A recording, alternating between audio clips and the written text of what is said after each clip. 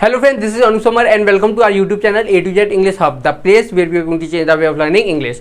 So friends, आज की इस वीडियो में हम पढ़ने वाले हैं स्टेम फ्रॉम। क्या पढ़ने वाले हैं? Stem from.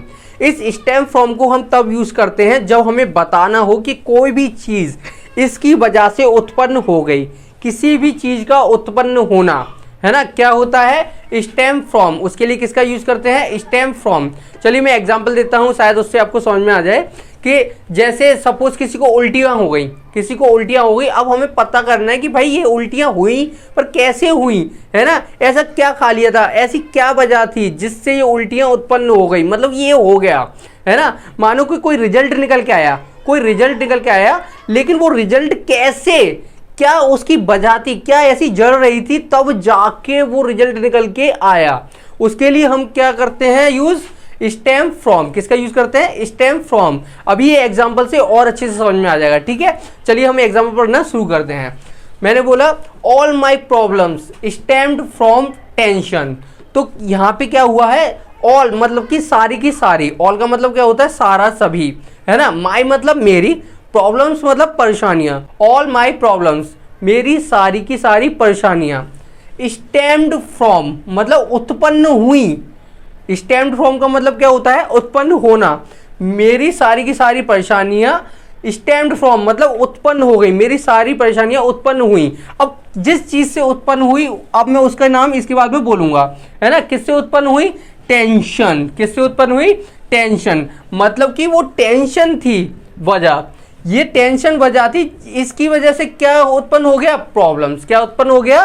प्रॉब्लम्स। इस टेंशन की वजह से प्रॉब्लम्स उत्पन्न हो गई, ठीक है। तो स्टेम फ्रॉम का हम कहाँ यूज करते हैं? जब भी कोई चीज उत्पन्न हो, किसी चीज के बारे में बताना हो कि इसकी वजह से ये हुआ, है ना, तो हम किसका यूज करते हैं? स्टेम फ्रॉम, ठीक है। नेक्स्ट एग्जांपल देखते हैं। Not all these shortcomings stem from inadequate resources, है ना। Not all these shortcomings, not मतलब नहीं, ऑल मतलब सारे के सारे, दीज मतलब ये सारे के सारे, है ना। शॉर्टकमिंग्स मतलब कि घाटे, ये जितने भी घाटा हुआ है ना, ये सारा का सारा घाटा। नॉट का मतलब है नहीं, ये सारा का सारा घाटा नहीं स्टेम फ्रॉम उत्पन्न होता है। किससे उत्पन्न नहीं होता है?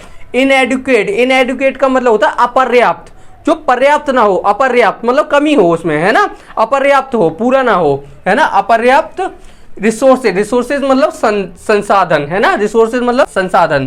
तो नॉट ऑल दीज शॉर्टकमिंग्स, ये सारा का सारा घाटा, है ना, स्टेम फ्रॉम उत्पन्न नहीं होता है। किससे उत्पन्न नहीं होता है? इनएडुकेट रिसोर्सेज, अपर्याप्त रिसोर्सेज से, है ना, अपर्याप्त संसाधनों से।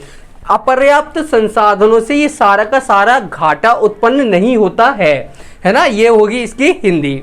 नेक्स्ट एग्जांपल देखते हैं।